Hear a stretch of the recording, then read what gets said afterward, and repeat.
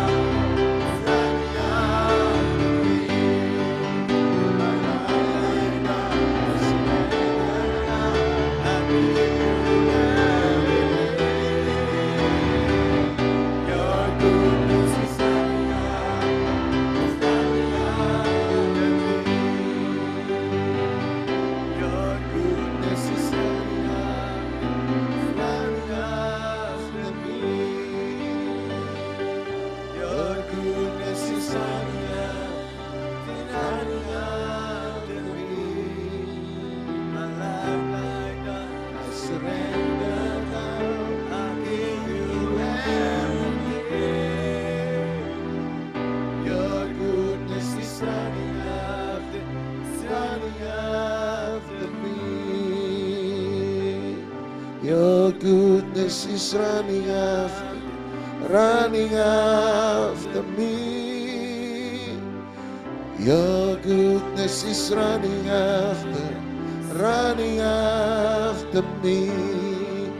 With my life laid out, I surrender now. I give you everything. Your goodness is running after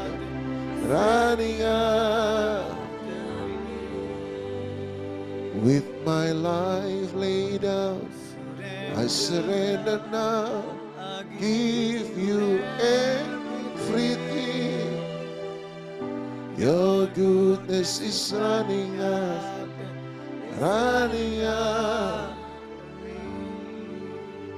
me.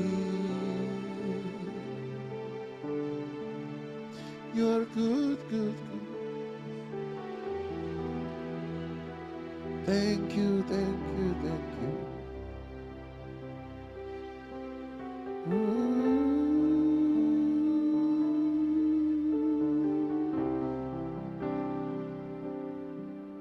Terima kasih ya Tuhan. We worship, we worship. Your love, your love, your love running after me. Alami kasih Tuhan, terimalah kasih-Nya, mengalir, mengalir, mengalir, mengalir, mengalir, mengalir, mengalir, mengalir, mengalir. Mengalir, mengalir, mengalir, mengalir, mengalir. Biarkan kasih Tuhan mengalir, mengalir.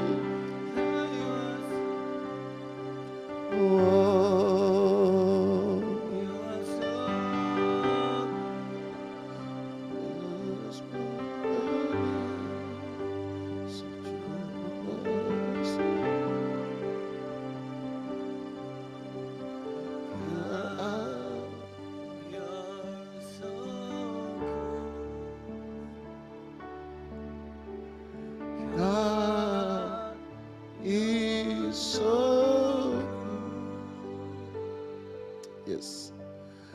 God, you're so good. So good to me. God is so good. God is so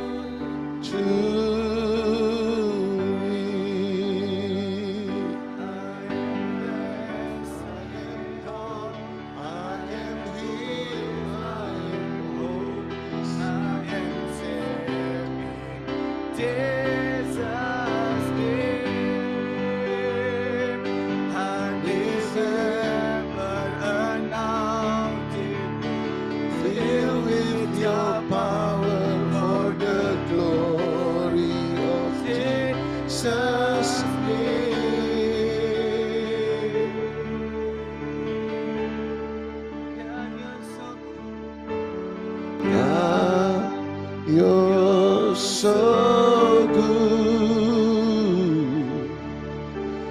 God, you're so good. Sama-sama bangkit berdoa. You're so good. You're so good to oh yes he is. God, you're so good. God, you're so good. God, you're so good. You're so good to me. Come on and say, God, you're so good. God,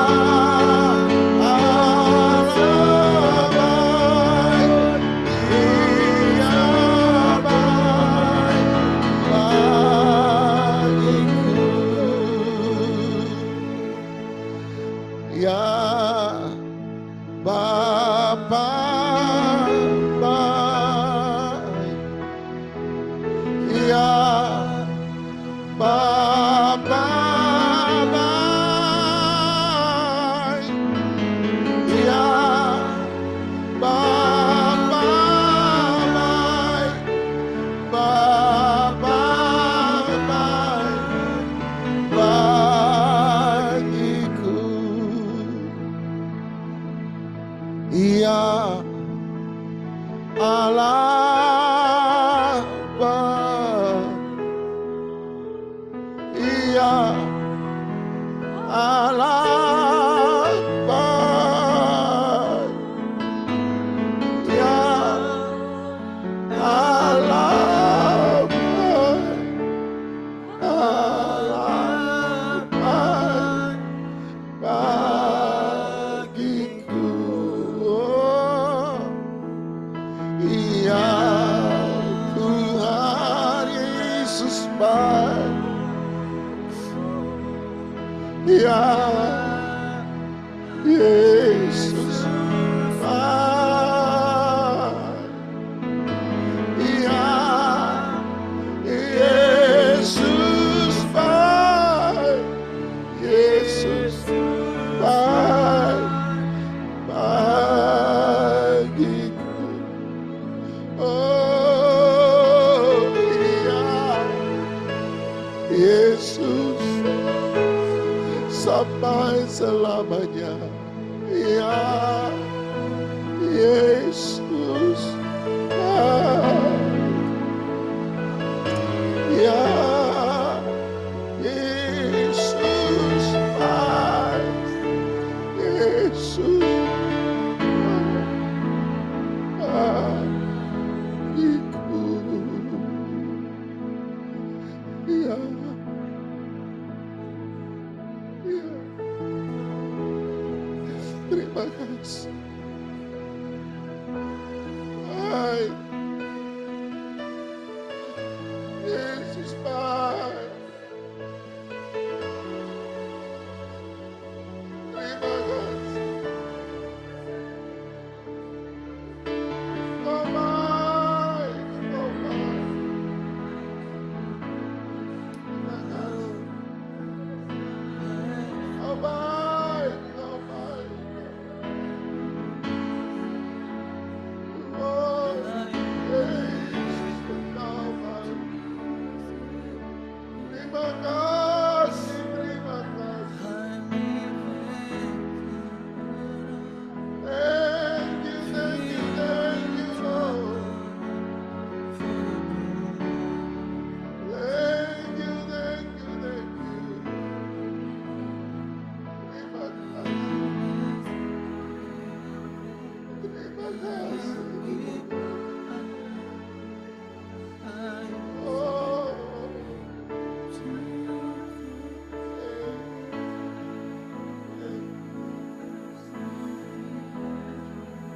thank you, thank you, thank you.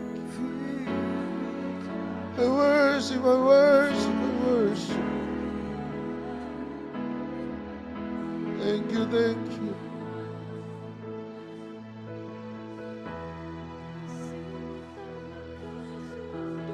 Segala pujian, syukur, syukur, syukur. Amen, amen, amen, amen, amen. Yes, yes, yes, yes. Amen.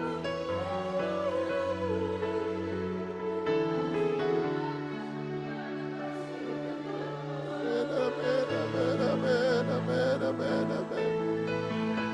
Oh, terima kasih,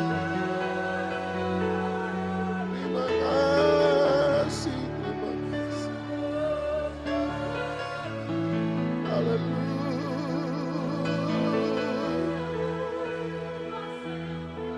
Amen, amen.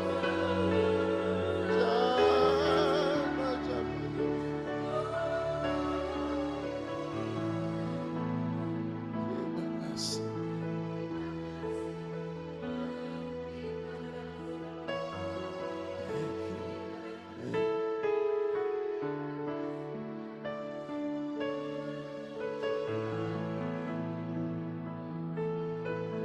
Thank you. Thank you, thank you. Terima kasih buat kasih sayang. Terima kasih buat kebaikan. Terima kasih buat hadirat-Mu di tengah-tengah kami. Roh Kudus bekerja lebih jauh. Jamah setiap hati kami. Lembutkan setiap kami. Bawa kami mendekat kepadamu. Hamba berdoa, meteraikan setiap kami dengan kebenaran firman-Mu. Biarlah meterai Kristus di tengah-tengah kami. Tanda bahwa kami adalah milik kepunyaan-Mu sendiri. Kami berdoa di dalam satu nama yang dahsyat, nama yang luar biasa. Nama yang paling kami cinta, nama yang paling kami sayang. Yaitu di dalam nama Tuhan Yesus Kristus. Dan setiap kita yang mencintai Dia, sama-sama kita katakan, amin, amin, amin. Silakan duduk, shalom. Halo. Selamat pagi, selamat tahun baru kepada PD Galilea Ministry. Satu sukacita dan kita percaya bahwa 2022 kita akhiri dengan satu kalimat, puji Tuhan. Sebab semua hanya karena anugerah Tuhan. Tapi kita memulai 2023 pun dengan satu kalimat, yaitu di dalam nama Tuhan Yesus Kristus. Sebab kita tahu kita hanya bisa melewati tahun ini semua karena penyertaan Tuhan. Amin. Mari kita lihat Ulangan pasal 20. Ulangan pasal 20 ayat yang ke-5 sampai ayat yang ke-8. Ulangan 20 ayat 5 sampai 8. Ulangan 20 adalah hukum perang.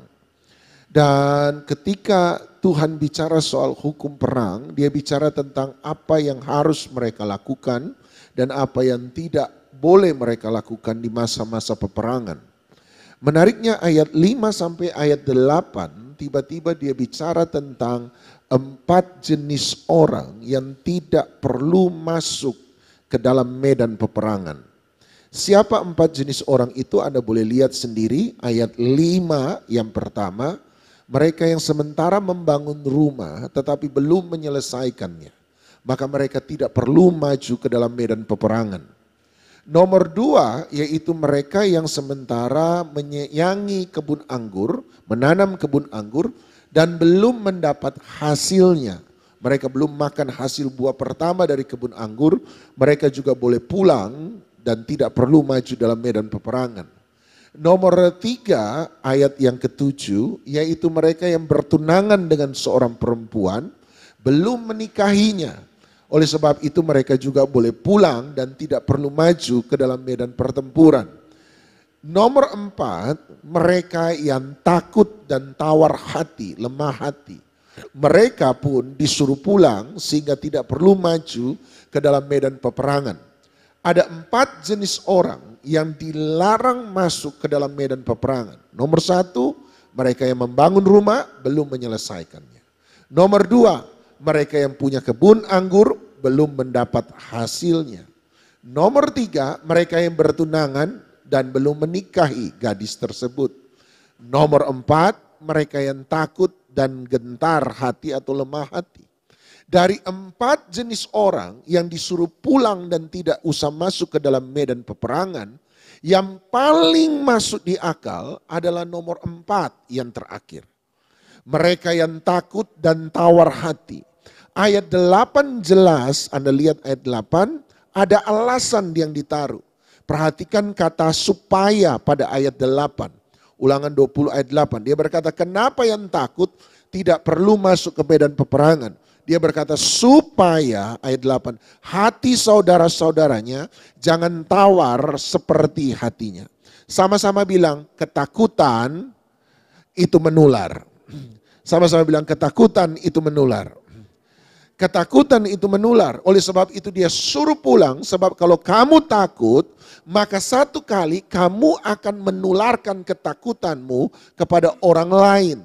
Kalau kamu berani, kalau Anda berani, kemudian teman Anda satu penakut.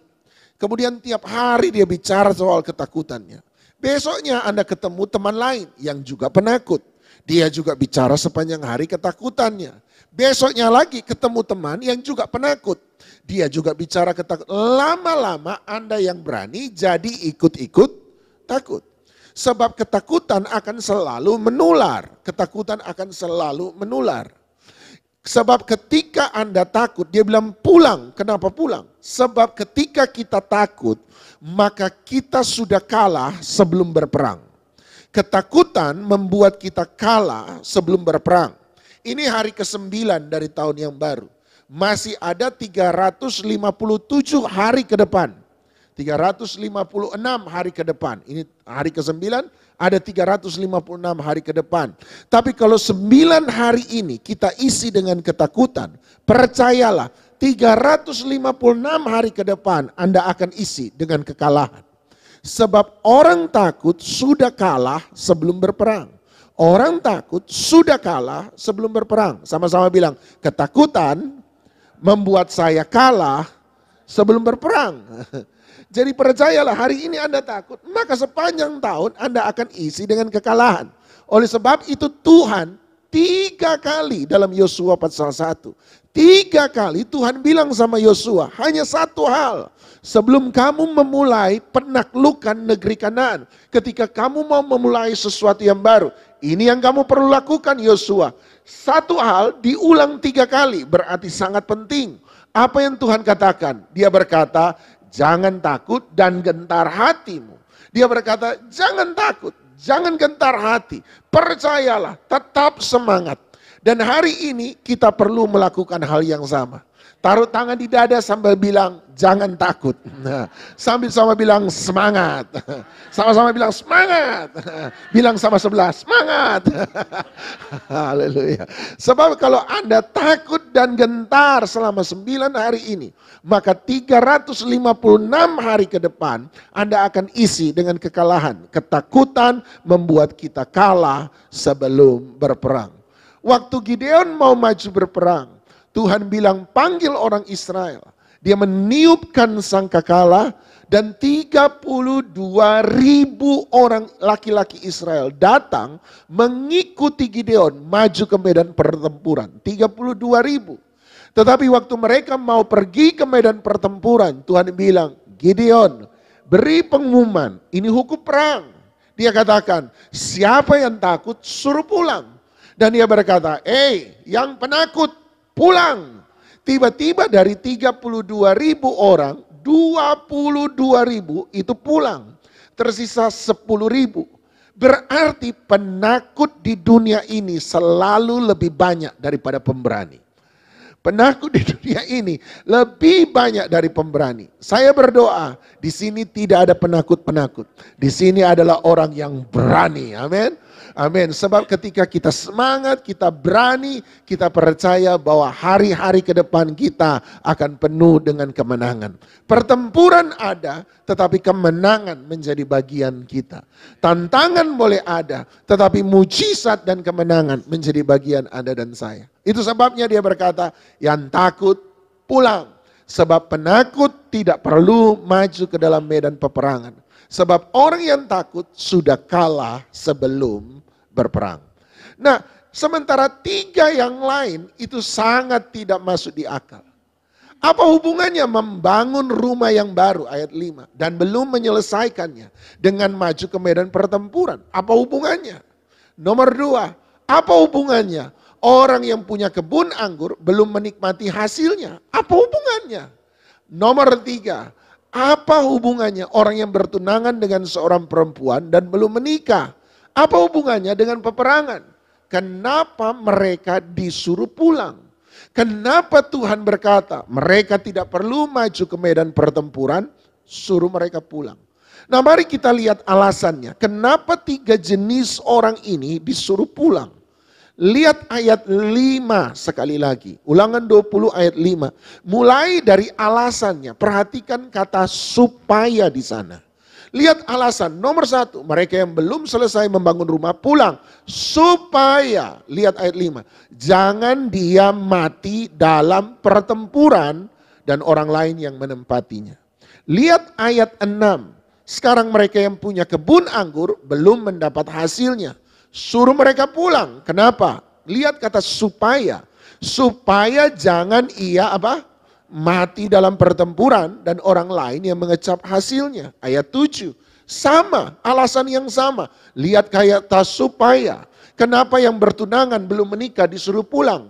Supaya jangan dia mati dalam pertempuran dan orang lain yang mengawininya. Alasan 3 hal ini sama, berbeda dengan yang keempat. Yang tiga ini sama, Tuhan berkata, jangan mati. Supaya kamu jangan mati dalam pertempuran. Kenapa? Sebab Tuhan mau bilang begini, kalau kamu belum menyelesaikan pembangunan rumahmu, jangan dulu mati. Sebab kalau kamu mati sebelum rumahmu selesai, sebelum kebun anggurmu mendapatkan hasil, sebelum Anda berhubungan intim dengan seseorang, maka jangan dulu mati. Sebab kalau kamu mati sebelum menyelesaikan tiga hal ini, maka kamu gagal meraih tujuan kenapa Tuhan menciptakan kita. Maka dia bilang, hidup dulu. Kalau kamu sudah menyelesaikan tiga hal ini, silakan. Kamu mati dalam pertempuran, it's okay. Sebab tujuan mengapa kita ada di muka bumi ini sudah selesai.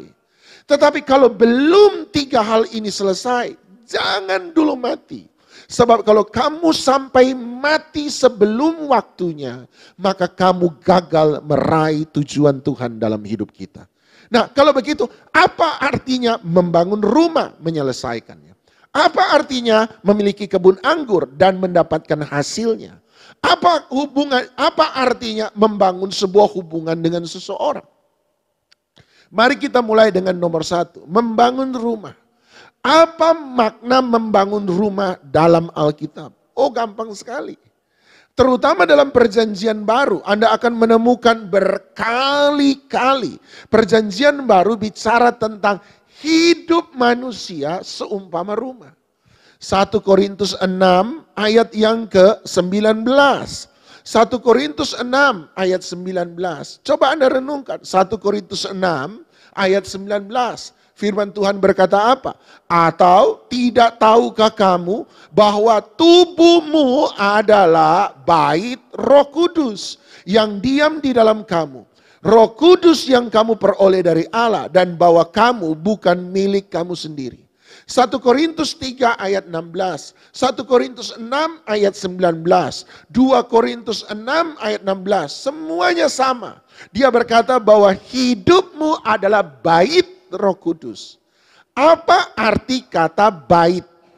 Bait dalam bahasa Indonesia berasal dari bahasa Arab sebenarnya.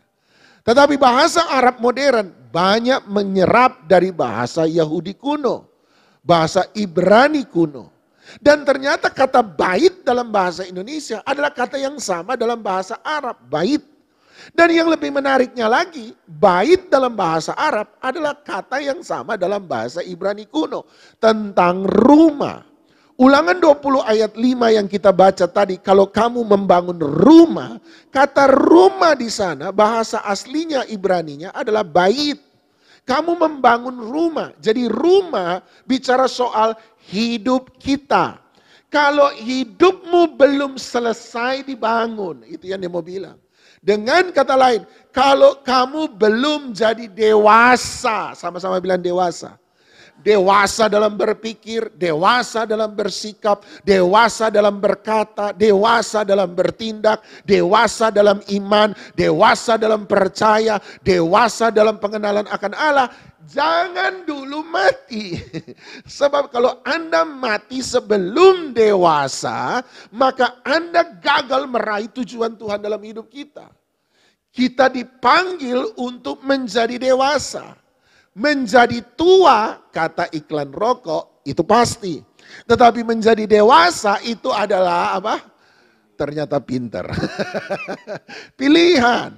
Artinya menjadi tua tidak sama dengan menjadi dewasa.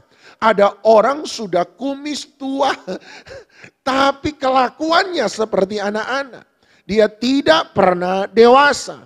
Tuhan larang itu. Tuhan berkata, tidak, kamu harus dewasa. Sama-sama bilang, saya harus dewasa.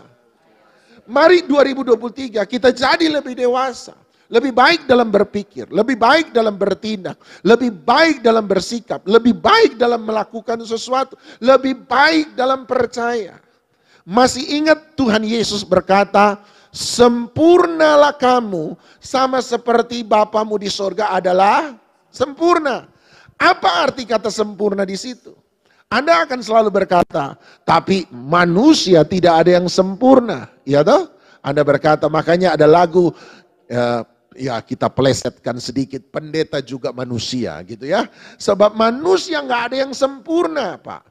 Ya tunggu dulu. Sempurnanya Tuhan itu harus berbeda dengan sempurnanya kita. Ketika Tuhan bilang sempurnalah kamu, sama seperti Bapamu di surga adalah sempurna, tidak bisa dijadikan seperti ukurannya Tuhan. Tuhan sempurna, artinya Tuhan tidak bercacat celah. Itu artinya sempurnanya Tuhan. Sempurnanya Tuhan artinya Tuhan tidak bercacat celah. Apa artinya sempurna Tuhan tidak bercacat celah? Artinya nomor satu, Tuhan tidak pernah salah. Sama-sama bilang Tuhan tidak pernah salah. Anda boleh mungkin punya anak, ada cacat secara fisik, dan Anda berkata, oh Tuhan salah dalam menciptakan. No, Tuhan tidak pernah salah dalam menciptakan kita. Sekalipun kita punya kecacatan fisik, tetapi Tuhan tidak pernah salah dalam menciptakan Anda dan saya. Sekalipun kita lahir dalam keluarga yang miskin, oh Tuhan salah menempatkan saya. Tidak, Tuhan tidak pernah salah. Dia tidak pernah salah dalam rencananya, dia tidak pernah salah dalam perbuatannya, dia tidak pernah salah dalam menjaga dan memelihara kita. Rencana Tuhan dalam hidup kita adalah rencana yang sempurna, sebab Tuhan tidak pernah salah. Sama-sama katakan, sampai hari ini Tuhan tidak pernah salah. Amin. Amin, amin, amin, amin. Nomor dua, apa arti Tuhan sempurna, tidak bercacat celah? Nomor satu, Tuhan gak pernah salah. Tuhan salah kasih suami saya. Bukan Tuhan yang salah. Mungkin Anda yang salah pilih. Tetapi Tuhan tidak pernah salah dalam rencananya. Nomor dua, Tuhan sempurna artinya Tuhan tidak pernah gagal. Sama-sama bilang Tuhan tidak pernah gagal. Tuhan tidak pernah gagal dalam menolong kita. Tuhan tidak pernah gagal dalam memelihara kita. Tuhan tidak pernah gagal dalam menyertai kita. Tidak pernah gagal. Makanya lagu kita berkata, dia tak pernah gagal karena dia Allah. Dia tak pernah lalai, dia jamin firman-Nya. Tuhan gak pernah gagal. Oh, kenapa saya mengalami ini? Tuhan gagalkah? No, Tuhan tidak pernah gagal. Ketika dia menolong kita dari awal sampai akhir. Makanya dia disebut Alfa dan Omega. Dia yang memulai, dia pasti akan menyelesaikannya dengan sempurna. Sebab Tuhan tidak pernah gagal. Kalau Tuhan bertindak, dia pasti akan berhasil. Doa kita ketika dia jawab ya, maka dia akan melakukannya sampai selesai. Itu Tuhan. Tuhan tidak pernah gagal. Nomor tiga, Tuhan tidak pernah salah, Tuhan tidak pernah gagal. Yang ketiga, Tuhan sempurna artinya Tuhan tidak pernah berdosa. Sama-sama bilang Tuhan tidak berdosa. Artinya Tuhan tidak pernah mencuri. Amin. Tuhan tidak pernah berbohong. Tuhan tidak pernah berdusta. Apa yang dia firmankan pasti dia genapi. Tuhan tidak pernah tidak setia. Tuhan selalu setia. Ingat Paulus berkata, saat kita tidak setia, Tuhan tetap setia. Biasanya kalau saya tidak setia, harusnya Tuhan balas dengan ketidaksetiaan. Tidak. Tapi waktu saya tidak setia, Tuhan tetap setia. Sebab Tuhan tidak bisa tidak setia. Tuhan harus setia. Sebab dia tidak bisa berbuat dosa. Tuhan tidak bisa jahat. Tuhan baik sebab Tuhan itu tidak berbuat dosa. Itulah sempurnanya Tuhan. Tuhan tidak pernah salah, Tuhan tidak pernah gagal, Tuhan tidak pernah berbuat dosa. Tapi sempurna ini tidak bisa ditaruh kepada kita. Sebab kita pernah salah dan nanti kemungkinan besar kita masih akan berbuat salah. Setuju? Kita tidak pernah tidak gagal, kita pernah gagal. Dan satu kali nanti kemungkinan besar kita juga akan mengalami kegagalan. Kita juga nggak bisa berkata saya nggak pernah buat dosa, sebab saya pernah buat dosa. Biar pendeta, saya ngaku banyak buat dosa. Dan kemungkinan besar satu kali kalau daging saya muncul, saya kemungkinan besar akan jatuh lagi sekali lagi dalam dosa. Oleh sebab itu, kesempurnaan Tuhan tidak bisa ditaruh kepada kita. Sebab sempurnanya Tuhan adalah sempurna tidak bercacat celah. Kalau begitu, apa maksud Tuhan Yesus ketika Tuhan Yesus berkata, sempurnalah kamu sama seperti Bapamu di sorga adalah sempurna. Menurut saya, tafsiran saya, Anda setuju sekali lagi puji Tuhan, tidak setuju tetap bersaudara dalam Tuhan Yesus Kristus. Haleluya. Menurut saya, kata sempurna di sana berarti dewasa, sama-sama bilang dewasa. Dewasalah sama seperti Bapamu di surga adalah dewasa. Belajar berpikir seperti Bapamu di surga berpikir. Belajar berlaku seperti Bapamu di surga berlaku. Belajar bertindak seperti Bapamu di surga bertindak. Dewasa, sama-sama bilang saya harus dewasa. Dewasalah, jadilah dewasa. Matius 7 ayat 24. Tuhan Yesus punya bahasa lain tentang kedewasaan. Matius 7:24, Anda masih ingat dia bicara tentang orang membangun rumah di atas dua dasar. Sama, lihat ayat 24, apa yang dia katakan. Bagaimana saya membangun hidup saya supaya menjadi dewasa.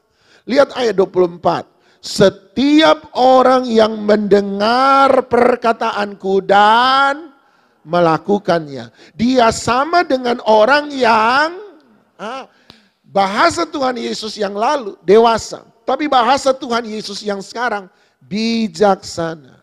Orang yang menjadi dewasa adalah orang yang bijaksana. Bagaimana saya bisa menjadi bijaksana? Dia bilang ayat 24. Siapa mendengar dan yang melakukannya. Jadi menjadi dewasa, menjadi bijaksana adalah mendengar firman Allah dan melakukannya. Kita ini bukan tahu sedikit. Kita ini tahu banyak firman Allah, tetapi kita sedikit melakukan firman Allah. Gak ada yang bilang amin. Kita udah tahu. Kalau orang bikin sakit hati, kita udah tahu. Jawaban pendeta gak usah ditanya, Anda udah tahu.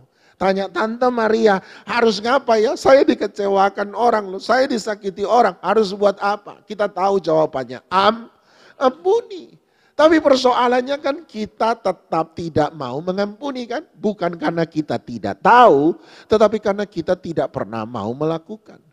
Itu yang saya bilang, kalau sudah dibilang pendeta, ampuni. Anda pasti jawab, tapi kan Pak Pendeta nggak tahu orang itu kelakuannya kayak apa. Orang itu sudah saya ampuni dari dulu-dulu, nggak berubah-berubah Pak Pendeta. Dia terus bikin sakit hati, malah meloncat Pak Pendeta. Tambah bikin sakit hati, tiap hari bikin sakit hati. Lihat mukanya dia aja sudah sakit hati Pak Pendeta. Pak Pendeta kan nggak tahu ini hati bukan dari batu, ini hati bukan dari besi, ini hati dari daging. Kalau disakiti begini terus-terus tiap hari Pak Pendeta sakit. Tapi tetap harus ampuni, doa ampuni. Tuhan ampuni, ambillah nyawanya Tuhan. Iya kan? Sebab kita sakit hati. Yang susah dari kita bukan kita tidak tahu. Yang susah dari kita karena kita tidak pernah melakukan. Kalau Anda mau jadi dewasa, sederhana. Dengar, lakukan. Bukan dengar, lupakan. Banyak jemaat, khotbah minggu lalu apa? Lupa. Pokoknya bagus. Tapi dengar, lakukan. Jangan dengar, lupakan. Tapi dengar, lakukan. Dengar, lakukan. Dan kalau kamu buat itu, kamu jadi dewasa. Kamu jadi bijaksana. Sebab engkau seperti mendirikan rumah di atas batu. Apa akibat menjadi dewasa? Apa akibat menjadi sempurna? Lihat ayat 25. Ayat 25 berkata, kemudian turunlah hujan dan datanglah banjir, lalu angin melanda rumah itu. Tetapi rumah itu tidak roboh sebab didirikan di atas batu. Perhatikan, ada 3 jenis pencobaan dalam hidup setiap manusia. Nomor 1 ayat 25 berkata, datanglah hujan. Hujan dari mana? Dari atas. Yang kedua, datanglah banjir. Banjir dari mana? Dari bawah. Nomor 3, datanglah angin. Angin dari mana? Sekeliling kita, kiri, kanan, muka, dan belakang. Berarti ada 3 jenis pencobaan dalam hidup seseorang. Nomor 1, hujan, pencobaan yang datang dari atas. Banjir, pencobaan yang datang dari bawah. Angin, pencobaan yang datang dari sekeliling kita. Hujan, sesuatu yang datang dari atas. Sesuatu yang bersifat adikodrati supranatural. Dari kuasa kegelapan. Sesuatu yang tidak bisa Anda cegah. Sesuatu yang tidak bisa Anda hentikan. Bencana alam, Anda tidak bisa mencegah itu. Sesuatu yang datang dari atas. Banjir, sesuatu yang datang dari dunia ini. Sesuatu yang datang dari dunia ini. Cobaan dunia, godaan seksual. Sesuatu yang datang dari dunia ini. Angin, sesuatu yang datang dari sekeliling kita. Dari orang-orang di sekitar kita. Anda kenal ataupun tidak kenal. Orang-orang yang hidup bersama-sama dengan Anda. Dalam satu rumah. Dalam satu kompleks. Dalam satu kota. Dalam satu provinsi. Dalam satu negara. Sehingga Anda punya banyak persoalan di sekitar Anda. Tetapi seandainya 3 pencobaan ini datang. Lihat ayat 25. Kalau kita menjadi dewasa, kita menjadi bijaksana. Sama-sama katakan, saya harus dewasa. Maka ayat terakhir berkata, tetapi Roma itu tidak roboh sebab didirikan di atas batu. Kalau iman Anda dan saya dewasa, kalau pikiran kita dewasa, kalau sikap kita dewasa, tantangan boleh datang, tapi kita tidak akan pernah goyah. Makanya orang percaya punya harapan Tuhan menolong. Tetapi seandainya harapan itu tidak terpenuhi, iman kita tidak goyah. Sebab iman kita tidak letakkan pada perbuatan Tuhan. Tetapi iman kita letakkan pada pribadi Tuhan. Setuju? Saya percaya Tuhan bukan karena perbuatannya. Ya Tuhan maha kuasa, maha dahsyat, dia sanggup melakukan segala sesuatu, bagi Tuhan tidak ada yang mustahil. Katakan amin. Tetapi saya percaya pada Tuhan bukan karena perbuatannya, bukan karena dia maha kuasa. Sekalipun Tuhan memang maha kuasa. Tetapi saya percaya pada Tuhan karena saya tahu Tuhan itu baik bagi saya. Karena pribadinya, karena hatinya, bukan karena perbuatannya atau tangannya. Makanya kita tetap punya ekspektasi.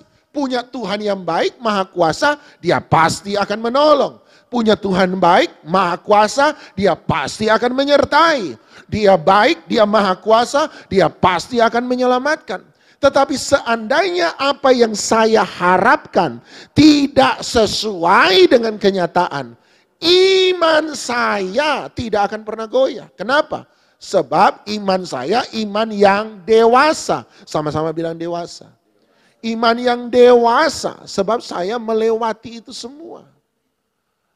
Mari jadi nomor 1. Sebelum Anda dewasa, jangan mati. Sebab kalau Anda mati sebelum diri Anda dewasa, hati Anda dewasa, karakter Anda dewasa, maka Anda gagal memenuhi tujuan Tuhan dalam hidup kita.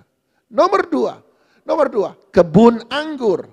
Tadi saya katakan kebun anggur belum mendapat hasilnya. Apa makna kebun anggur? Lihat Imamat 19. Imamat 19 ayat 9. Nomor 1, dia berkata, bangun rumah, selesaikan. Bangun dirimu, pribadimu. Jadi dewasa. Jadi nomor 1, dewasa dalam hati. Dewasa dalam sikap. Sama-sama bilang dewasa dalam sikap. Nomor 2, kebun anggur. Apa artinya? Bagi mereka yang belum mendapat hasil kebun anggur, pulang. Sebab engkau jangan mati sebelum engkau mendapat hasil kebun anggur. Apa artinya kebun anggur? Imamat 19 ayat 9. Imamat 19 ayat 9. Pada waktu kamu menuai hasil tanahmu, gandum, lalang, jelai, kebun anggur, zaitun, janganlah kau sabit ladangmu habis-habis sampai ke tepinya. Dan janganlah kau pungut apa yang ketinggalan dari penuaianmu. Ayat 10. Juga sisa-sisa buah anggurmu janganlah kau petik untuk kedua kalinya. Dan buah yang berjatuhan di kebun anggurmu janganlah kau pungut. Tetapi semuanya itu harus kau tinggalkan bagi siapa? Orang miskin dan bagi orang asing, akulah Tuhan Allahmu. Apa makna kebun anggur? Tunggu kebun anggur memberi hasil. Kenapa dia suruh tunggu sampai kebun anggur memberi hasil, baru kamu boleh maju dan mungkin kamu akan mati di medan pertempuran? No problem. Sebab engkau sudah menyelesaikan yang ini. Apa artinya mendapat hasil kebun anggur? Hasil kebun anggur adalah untuk kebutuhan kita. Tetapi ayat 10 Imamat 19 tiba-tiba berkata, kalau kamu mulai memetik kebun anggurmu, jangan ambil sampai ujung kamu habisin. Sisakan yang ujung untuk orang miskin dan orang asing. Kalau kamu pungut tandan buah anggur, kemudian ada buah anggur yang jatuh.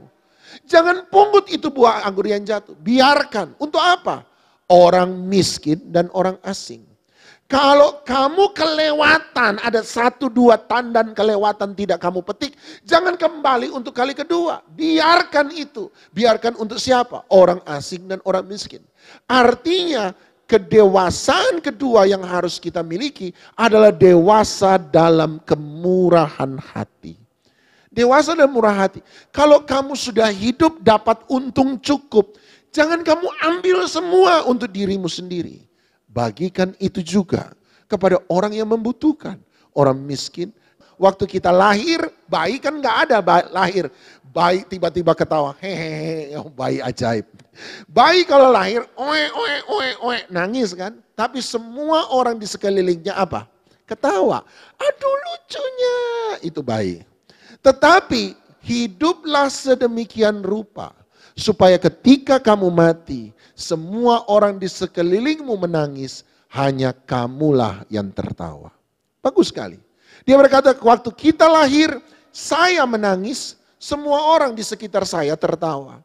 Tapi hiduplah sedemikian rupa, sehingga ketika kita meninggal, semua orang menangis. Hanya kita yang tertawa, sebab kita tahu kita layak ada di hadapan Tuhan Maha Pencipta kita.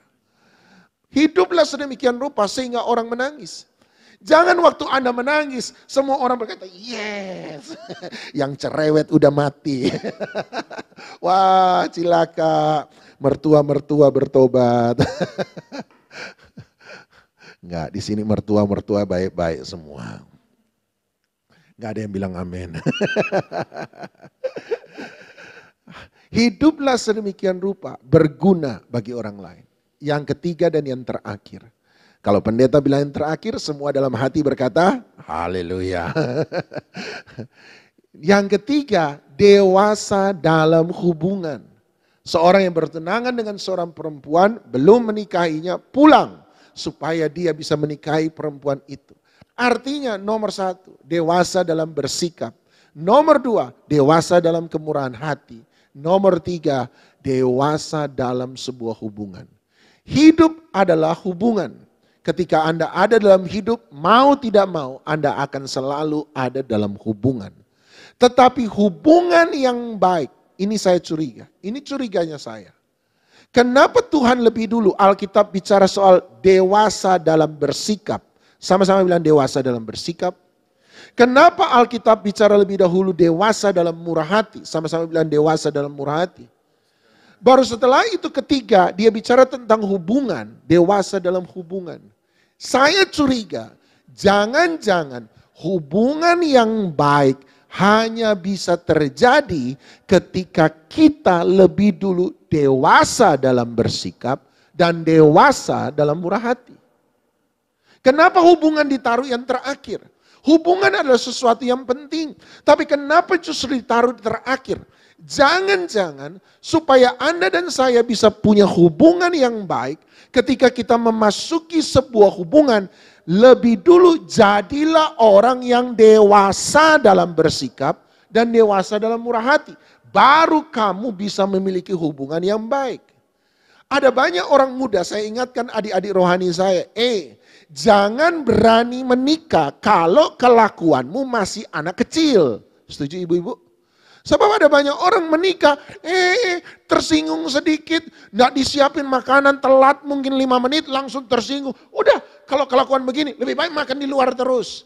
Itu kan anak-anak. Ketika Anda memasuki pernikahan dengan sikap seorang anak-anak, akan selalu ada masalah dalam pernikahan itu. Ada banyak orang umur sudah cukup untuk menikah, tetapi otak sama hati nggak pernah cukup untuk menikah. Masuk seperti anak-anak, mudah tersinggung, mudah marah, mudah sensitif, mudah tidak mau mengerti orang lain. Dia tidak akan pernah memiliki hubungan yang baik selama dia tidak pernah dewasa dalam bersikap.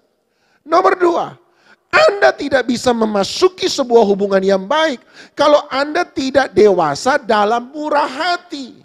Kenapa saya harus dewasa dalam murah hati? Sederhana, mengampuni perlu kemurahan hati. Setuju? Mengampuni perlu murah hati. Minta maaf waktu saya salah, itu menunjukkan saya dewasa dalam bersikap. Tetapi mengampuni orang yang minta maaf sama saya, bersalah pada saya, itu perlu kedewasaan dalam murah hati. Saya ulang ya. Saya minta maaf waktu saya salah, itu menunjukkan saya dewasa dalam bersikap. Tetapi saya mengampuni orang yang bersalah pada saya, itu menunjukkan saya dewasa dalam murah hati. Kalau Anda susah melakukan 2 hal ini, maka Anda kemungkinan besar tidak akan pernah bisa mendapatkan hubungan yang baik.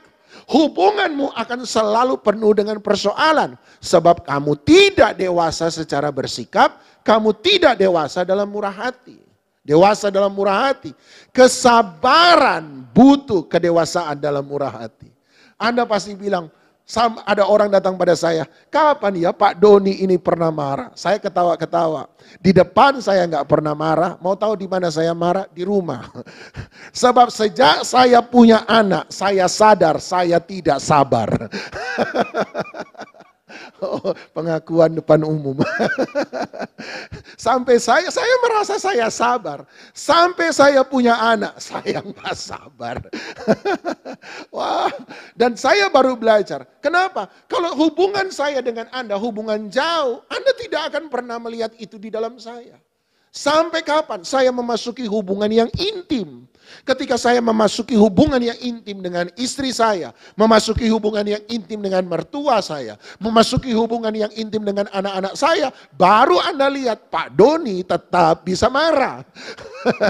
Dan saya harus belajar sabar dari anak-anak saya. Dan saya menjadi sadar, oh ternyata saya belum dewasa dalam murah hati. Saya harus belajar menjadi dewasa dalam murah hati. Memasuki hubungan yang baik itu butuh kedewasaan dalam murah hati. Sebab kalau tidak, masalah akan selalu ada dalam sebuah hubungan. Anda tanya, Pak, bagaimana kalau saya nikah dengan orang yang tidak dewasa dalam sikap, tidak dewasa dalam murah hati? Masalah Anda, hubungan Anda pasti akan punya masalah. Terus gimana? Menurut saya gini, ketika hubungan kita punya masalah, masalah selalu bisa dilihat dari 2 sisi. Koin saja selalu punya 2 sisi.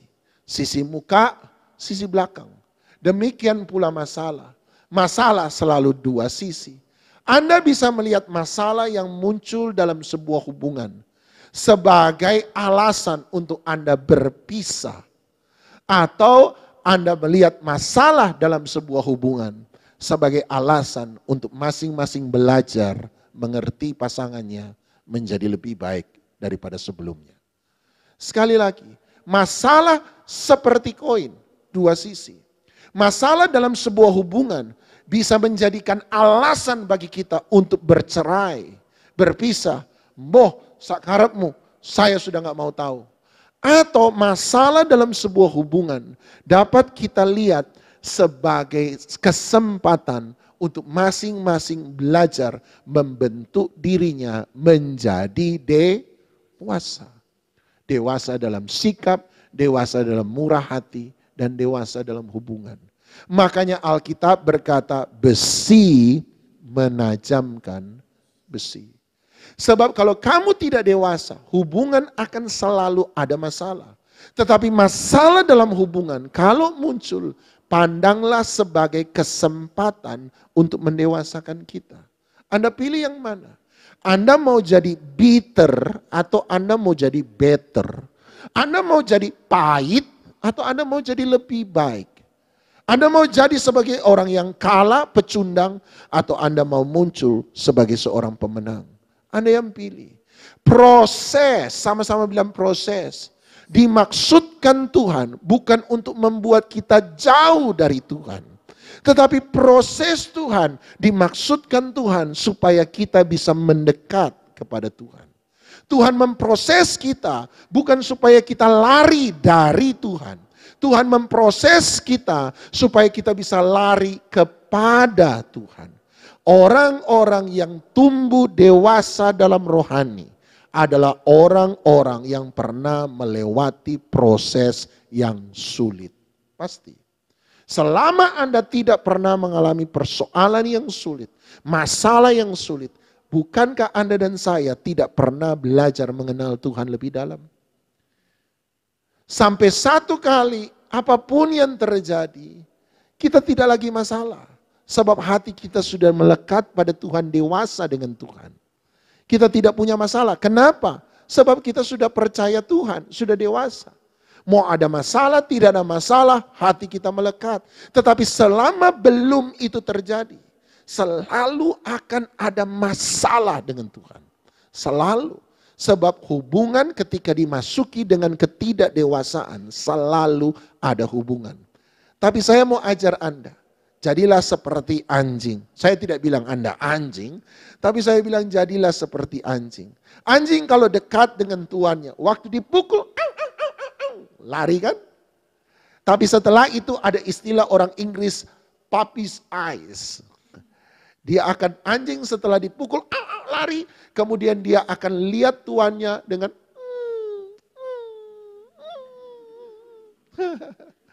dan dia akan mendekat dengan ekor turun ke bawah. Dia mendekat pelan-pelan. Dan tuannya jatuh belas kasihan. Bukankah itu yang dikatakan oleh Ayub? Tangannya yang memukul kita, melukai kita. Tangan yang sama yang menyembuhkan kita, membebat kita. Tangan yang memproses Anda adalah tangan yang sama yang menghiburkan Anda. Satu kali Tuhan bilang sama Daud begini, Daud ada dosa. Dan dosa ini gak bisa kamu hilangkan. Dosa ini harus dimakan buahnya. Pilih ya, 3 tahun kelaparan seluruh Israel, 3 bulan dikejar-kejar musuh, atau 3 hari sampar atas seluruh Israel. Pilih yang mana supaya akibat dosa ini bisa diselesaikan. Daud bilang begini, pilihannya sulit. Hanya aku minta 1, cuma 1. Aku gak mau yang kedua. Kenapa gak mau yang kedua? Sebab aku tidak mau aku jatuh ke tangan manusia. Lebih baik aku jatuh di tangan Allah yang hidup. Padahal Ibrani berkata, ngeri benar kalau jatuh di tangan Allah yang hidup.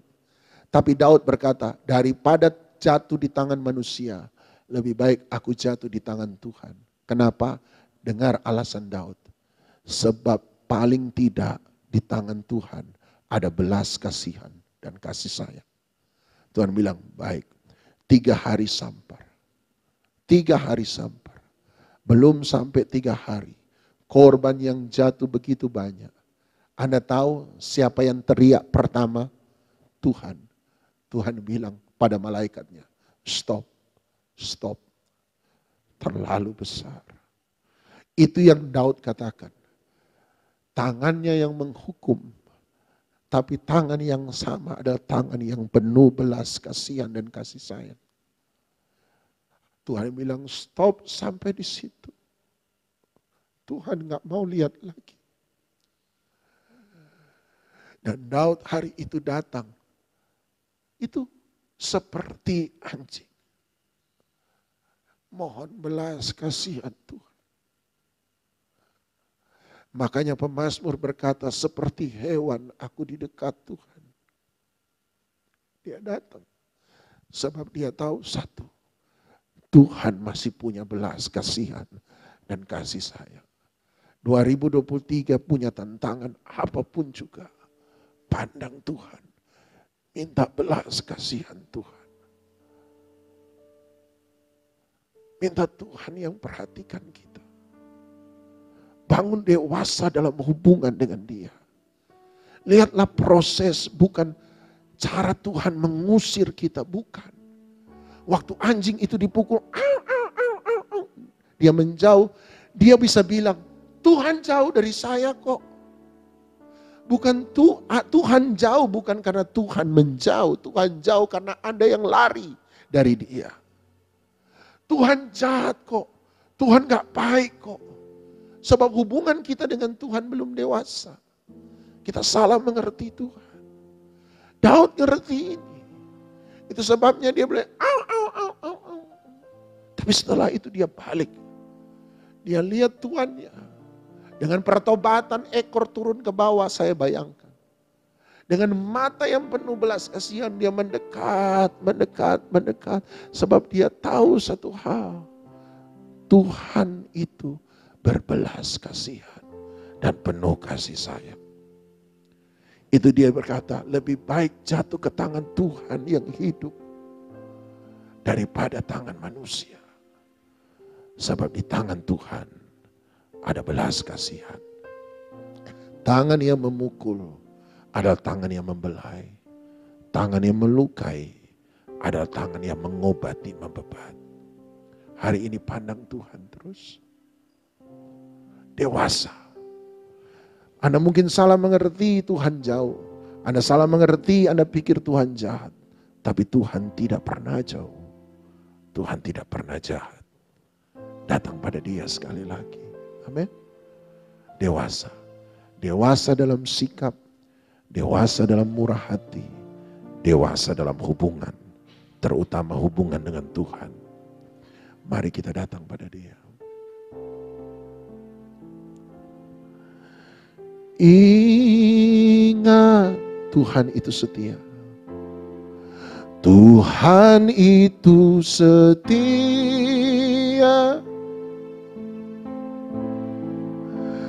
Hati yang tak pernah berubah. Tak pernah berubah. Tak ada alasan. Tak ada alasan untuk menyerah. Alasan untuk menyerah. Hati yang hancur. Hati yang hancur Tuhan pakai. Tuhan pakai. Berikanku hati seperti Hana. Berikanku hati seperti Hana. Yang bertahan dalam air mata. Yang bertahan di dalam air mata. Tuhan ingat. Tuhan ingat. Tuhan angkat. Tuhan angkat. Belas kasih. Belas kasih Tuhan nyata. Berikanku hati seperti Daud. Berikanku hati seperti Daud yang remuk hati di hadapan Tuhan. Di hadapan Tuhan. Tuhan lihat. Tuhan lihat. Tuhan angkat. Tuhan angkat. Belas kasih Tuhan. Kasih Tuhan besar bagi kita.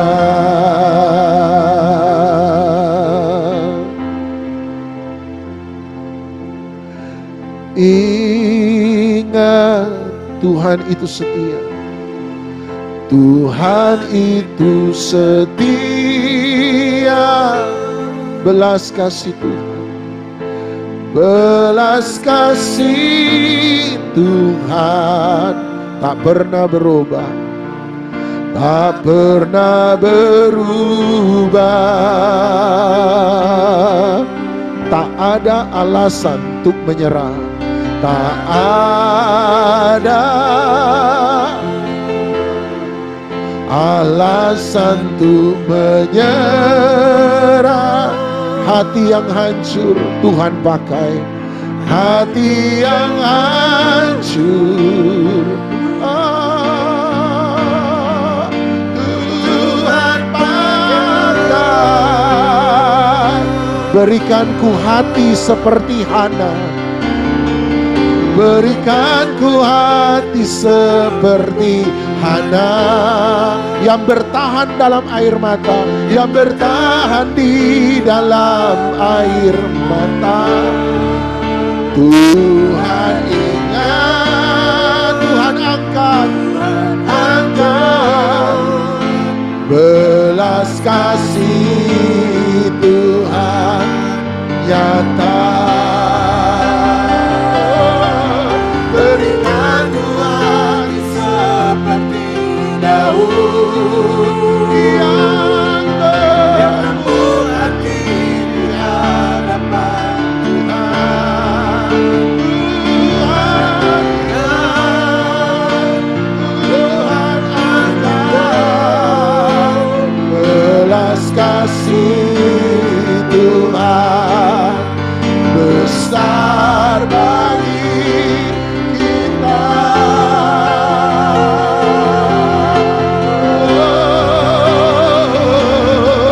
Berikanku hati seperti Hana yang bertahan di dalam air mata. Tuhan lihat, Tuhan angkat belas kasih Tuhan nyata. Berikanku hati seperti Daud yang remuk hati di hadapan Tuhan. Tuhan lihat, Tuhan angkat belas kasih Tuhan besar, besar bagi kita.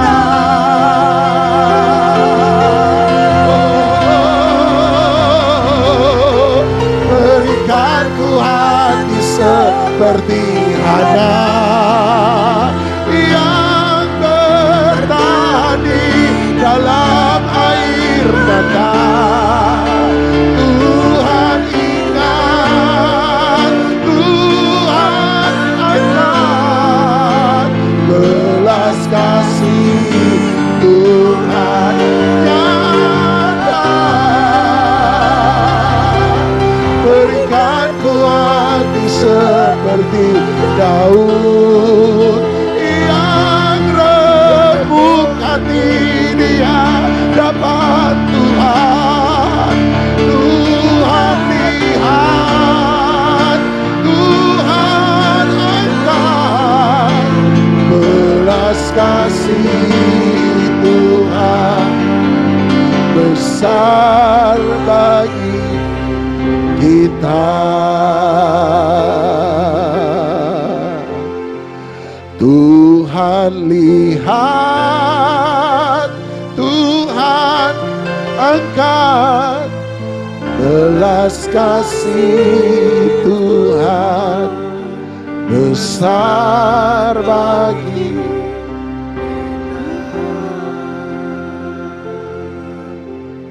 Seperti Daud kami berkata, lebih baik jatuh di tangan Allah yang hidup, sebab paling tidak di sana ada kasih sayang dan belas kasih. Kami belum sempurna, tapi kami mau sempurna. Oleh sebab itu kami proses dan diproses dan diproses dan diproses, terutama dengan hubungan kami dengan Engkau. Proses kami. Supaya kami mendekat dan mendekat dan mendekat dan mendekati padamu. Peluk kami ya Tuhan, peluk kami ya Tuhan. Bawa kami menjadi dewasa dalam Engkau. Jadikan kami anak-anak yang akil balik, bukan anak-anak yang gampangan. Tapi anak-anak yang dewasa, membawa DNA Bapa di dalam roh kami. Kamilah pembawa DNA sorgawi. Kami hidup seperti Bapa hidup. Kami berlaku seperti Bapa berlaku. Kami bersikap seperti Bapa bersikap. Kami berpikir seperti Bapa berpikir. Bawa kami ya Tuhan, bawa kami lebih dalam, lebih dalam, lebih dalam. Lebih dalam dan lebih dalam dan lebih dalam dan lebih dalam. Wow, terima kasih, terima kasih. Haleluya, haleluya, haleluya, haleluya. Oh, haleluya. Terima kasih ya Tuhan. Hamba berdoa bahwa tahun ke depan, tahun 2023, tahun kami didewasakan, diproses. Tapi tahun yang sama adalah kami hidup dari favor-Nya Tuhan. Perkenanan-perkenanannya Tuhan menjadi bagian dalam hidup kami. Terima kasih. Berkenanlah, berbelas kasihanlah kepada kami. Berbelas kasihanlah kepada Galilea Ministry. Sungguhnya ini adalah milik kepunyaan-Mu sendiri. Tuhan, biarlah setiap kami hidup dalam tudung kasih karunia-Mu. Tudung kasih karunia-Mu. Dari awal tahun sampai akhir tahun, ada tudung kasih karunia Tuhan yang membuat kami berpaling kepada Engkau, memandang Engkau, dan menemukan belas kasih Tuhan. Biarlah kami berpaling kepada Engkau, memandang Engkau, dan kami menemukan perkenanan Tuhan dalam kehidupan kami. Rumah tangga kami adalah tudung kasih karunia Tuhan. Rumah tangga kami adalah tudung belas kasihan Tuhan. Rumah tangga kami adalah dalam tudung favor perkenanan Tuhan. Terima kasih Bapa. Terima kasih. Semua pekerjaan kami hari ini benar-benar dilindungi oleh Tuhan. Ketika dunia berkata bahwa 2023 akan ada resesi, tapi kami percaya bahwa masih ada kasih karunia. Masih ada kasih karunia. Masih ada kasih karunia. Kalau Engkau menyuruh orang-orang memberi sisa, kami percaya Tuhan tidak pernah memberi sisa. Tuhan memberi yang terbaik kepada kami anak-anak-Mu. Kami percaya kami menerima yang terbaik dari Engkau. Engkaulah pemilik ladang, pemilik kebun anggur kami. Engkaulah Bapa kami. Kami percaya kami terima yang terbaik, yang terbaik, yang terbaik. Oleh sebab itu curahkanlah favor perkenanan-Mu kepada mereka yang dewasa, mereka yang sementara diproses menjadi dewasa. Biarlah perkenanan Tuhan turun melimpah dalam hidupmu, rumah tanggamu, kesehatanmu, pekerjaanmu, masa depanmu. Di dalam nama Tuhan Yesus Kristus yang percaya, sama-sama kita katakan amin. Terima kasih Pak Doni. Ini firman permulaan tahun yang luar biasa. Amin.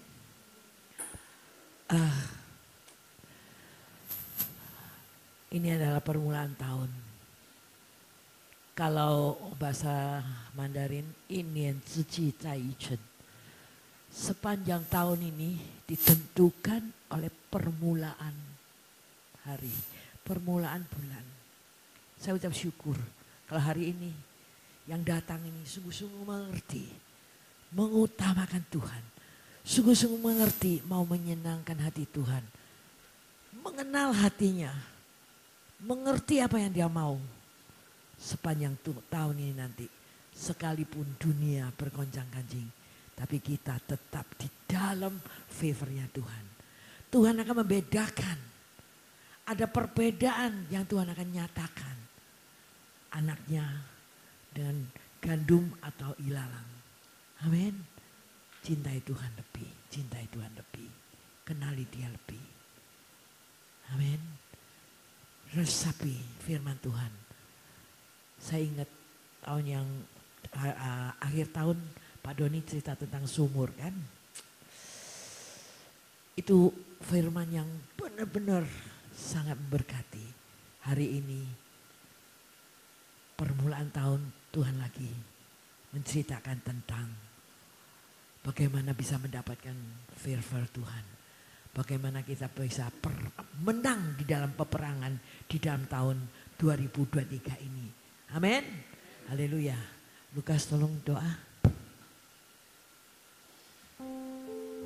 Terima kasih mengucap syukur buat pagi hari ini. Terima kasih buat firman-Mu yang sudah Tuhan taburkan dalam hati kami.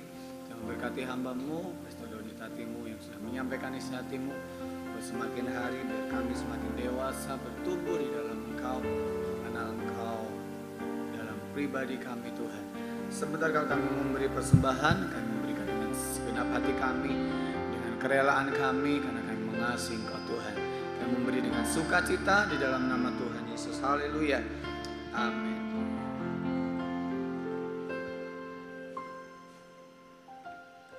Kita akan memberi persembahan bagi Anda yang di online. Anda kalau mau menabur persembahan untuk pekerjaan Tuhan di Galilea Ministry, Anda bisa mentransfer pada nomor rekening yang akan tercantum pada layar screen yang ada. Pada daftar atas nama rekening BCA atas nama Bu Lulia Puspita. Anda bisa menabur di sana dan setiap taburan kami percaya pasti akan diberkati oleh Tuhan. Mari kita bangkit berdiri, kita datang pada Tuhan. Kita datang pada Ya Allah baik.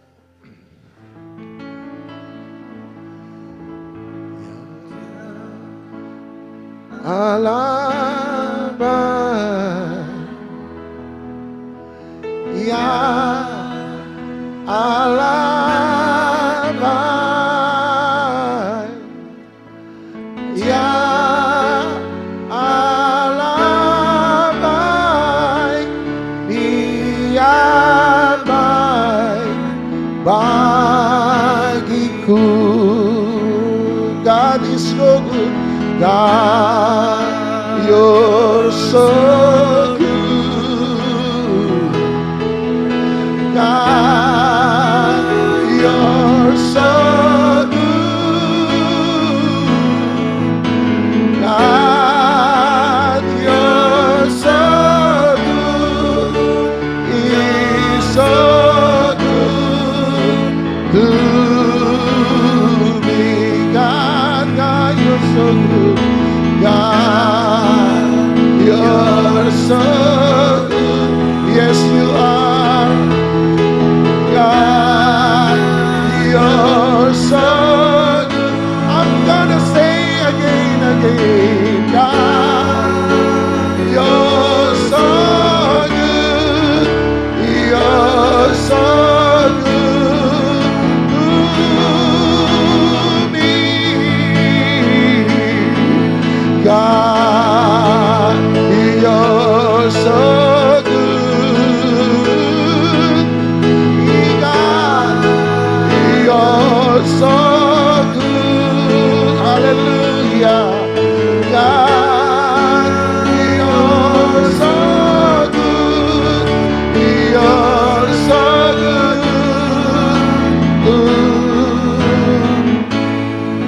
Kami percaya pada kebaikan Tuhan melimpah dalam setiap hidup kami.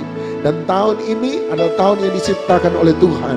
Karena Tuhan kami baik, maka tahun yang diciptakan Tuhan pun baik. Karena Tuhan kami baik, maka hidup yang kami hidupi pun adalah hidup yang baik. Karena Tuhan itu baik, maka masa depan kami, masa depan yang baik penuh dengan harapan. Oleh sebab itu kami percaya pada kebajikan demi kebajikan menyertai kami sampai seumur hidup kami. Terima kasih Bapa dalam sorga, memberkati setiap umat-Mu yang ada, hatinya terbuka kepadamu. Berkatilah di dalam nama Tuhan Yesus Kristus.